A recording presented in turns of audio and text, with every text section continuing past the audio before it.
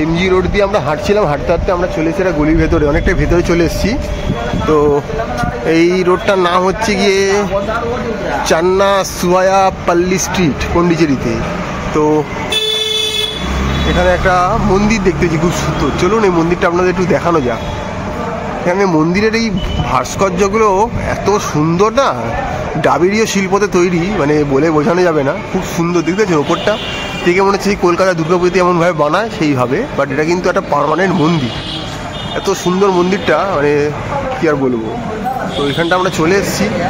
তো চলুন সামনেটা যাওয়া যাক, দেখি আর কী কী রয়েছে এখানে। এখানটা কোনো পুজো বোধহয় চলছে, হতে পারে, তো সেই জন্য এত সুন্দর করে সাজানো হয়েছে।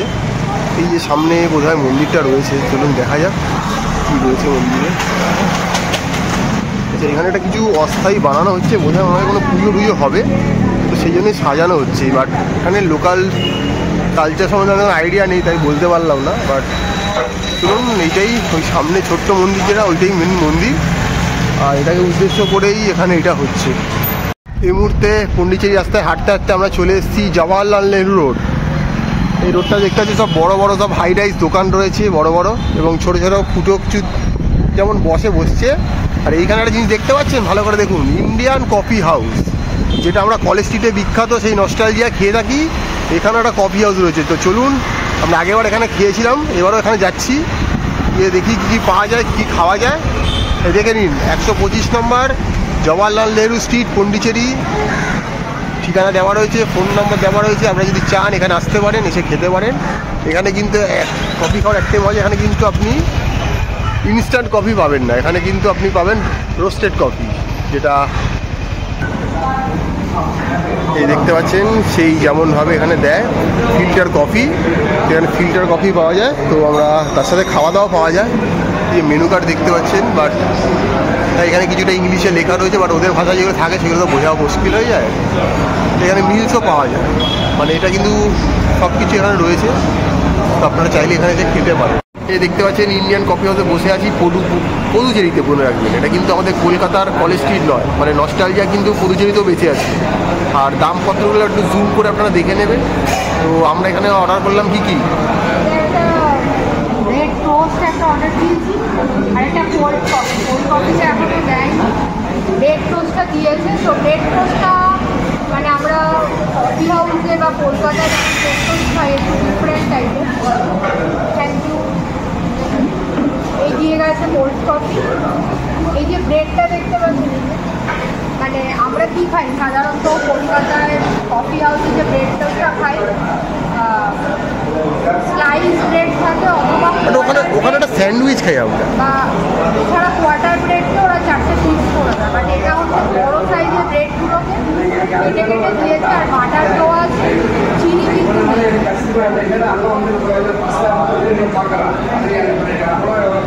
ক্রিস্পি, খুবই সফট,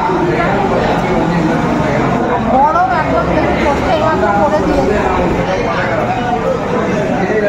তবে টোস্টটা কোনো ওভেনে টোস্ট করছে তাহলে এটা বোঝা যাচ্ছে কোনো মানে গ্যাস বা কিছুর ওপরে দিয়ে টোস্ট করেছে, কারণ এটা টোস্টারে করা, টোস্ট এটা না। তবে এমনি ফ্রেশ খেতে। প্রাইস কীরকম এগুলো? প্রাইস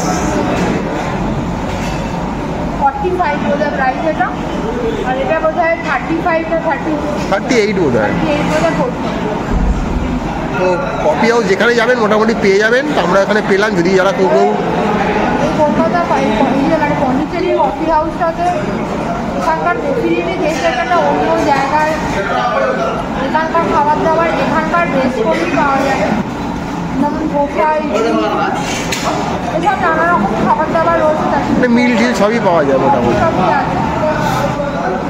তবে আমরা কলকাতার কফি হাউসে যেমন চিকেন এবং ডিমের আইটেমটা ভ্যারাইটি প্রচুর থাকে, এখানে বোধহয় হার্ডলি একটা দুটো ডিমের আইটেম আছে, কিন্তু র্যান্ডাম এখানে ডিম বা চিকেন তো নেই, ডিম আছে একটা দুটো, র্যান্ডাম আইটেম একটা দুটো আইটেম ডিমের আছে।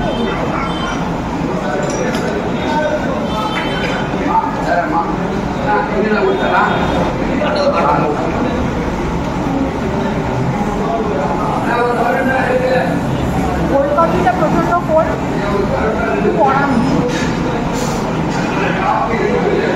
এটা কি ফিল্টার কফি? জাস্ট আমরা হ্যাঁ ফিল্টার, এখানে তো সবই কফি হাউস মাত্র ফিল্টার কফি ইউজ করে। আমরা জাস্ট একটু খাবারটা টেস্ট করবে, এর আগের বারও এসে খেয়ে গেছিলাম, এবারও খাবারটা খেয়ে দেখবো বলে এই খাবারটা খেলাম, তাই আপনাদের সামনে তুলে ধরলাম, কারণ যাতে আপনারা যদি কখনো পরিচালিতে আসেন এই কফি হাউসে আপনারা এসে খেতে